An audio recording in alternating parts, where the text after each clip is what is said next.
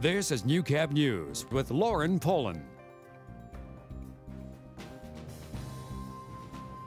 Good evening and thank you for joining us. Police say drugs are behind a standoff which caused RCMP to cordon off a Lloydminster neighborhood in broad daylight.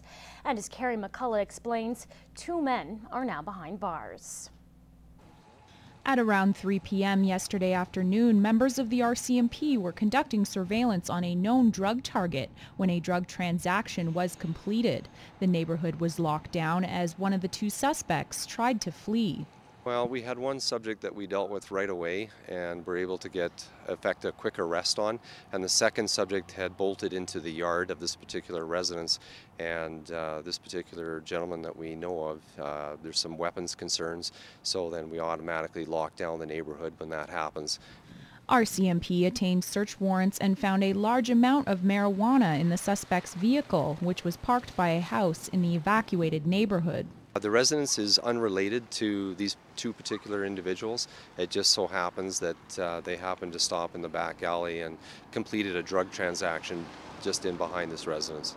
Multiple weapon and drug-related charges are now being laid against 19-year-old Brandon Craig Kennedy of Lloydminster and 23-year-old Jesse Bolia Matthews of Edmonton. Both are scheduled to appear in Saskatchewan Provincial Court next month. Carrie McCullough, Newcap News. Border City fire crews had a busy afternoon after a small fire broke out at an apartment building. The flames started around 1 o'clock on a 2nd floor balcony, but were quickly put out. Carelessly discarded cigarette burnt a hole in the decking of the 3rd floor balcony, or 2nd floor balcony, if you will. So yeah, just had to pull it apart. Make sure the fire is extinguished. Very minimal damage. Nobody got hurt. So far, there's no damage estimate and no charges will be laid. You can add Lloydminster to the list of more than 5,200 cities participating in this year's Earth Hour. The climate change awareness event has millions of people switching off their lights between 8:30 and 9:30 p.m. Saturday, and Mayor Mulligan is encouraging people to take part. Creating a global blackout is an interesting way to shed light on climate change. For the city, taking part in the effort is important for spreading awareness. Well, sustainable environment, wise use of energy, more efficient use of our energy is an important thing. So the city has taken many initiatives. The city says for safety reasons, it can't turn off the power from everything, but they're encouraging the community to join in. We're asking people to participate, have a little fun, but more importantly, recognize how dependent we are on energy and why we need to use it wisely. And when asked what types of activities people can do in the dark, the mayor had this to say. Geez, that's a loaded question. Let's say they can light candles and do what you would normally do. But more importantly, I think, is just recognize for that hour what it would be like if we happen to use our energy in a poor way where we can't always have it there when we flick the switch. The creators of Earth Hour hope the movement will inspire people to conserve energy. Picture this, losing muscle control to the point where you can use only one finger to change the channel. That's what it's like to have Duchenne muscular dystrophy. Kelsey Bloxham spoke with a local mom who's fighting for her son against the fatal disease. Preston looks just like any other 6-year-old boy. He likes to run around, play with his brother, and just be a kid.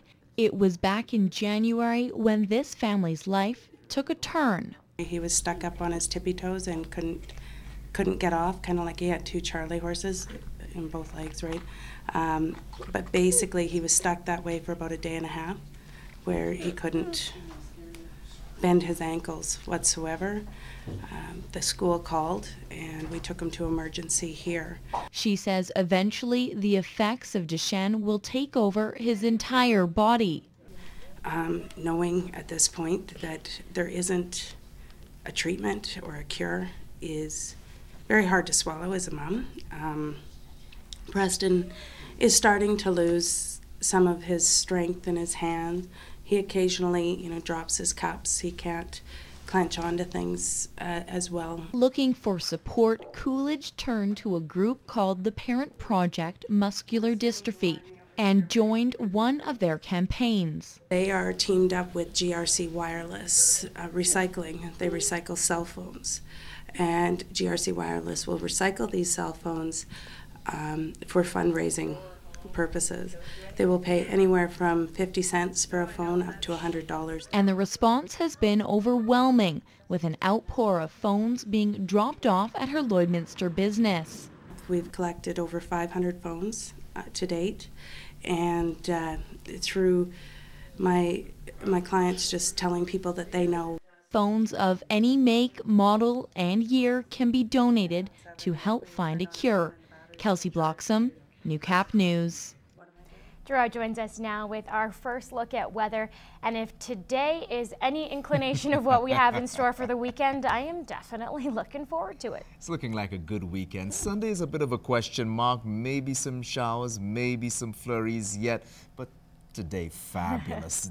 Positive double digits right across the region. Let's have a look at it here. 12 is where we're sitting at. Buildup of cloud cover in the afternoon period. It's a kind of hazy sunshine pushing out there. 39% is the humidity. The wind gusting a bit stronger during the course of the afternoon. We'll take some of that into the evening, into the night, but you can't argue with those temperatures at all. Getting up to 16. We'll tell you a bit about that 30 to 60% chance of maybe seeing some showers later on for Cold Lake and Battlefords. Tell you about that later in the cast. Coming up, Border City residents spend some time in the slammer, all for a good cause. Details after the break.